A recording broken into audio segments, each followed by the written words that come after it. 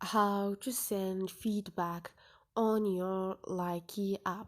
Hi guys, in this video I will show you how to send feedback easy and quick. So first thing, go to your Likee.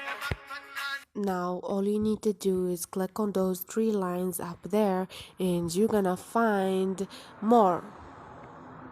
Once you click on the more option, you're gonna find help and feedback, and here you can find your questions solutions or your problems solutions. If you didn't find it here, you can also click on more and click on Likee post, and you're gonna find the last option, which is feedback. Click on it, and here you can write your feedback, describe your issues, your problems. Once you are done, send screenshot if you want, and click on done. Hope this video was helpful. If it was, don't forget to subscribe and like.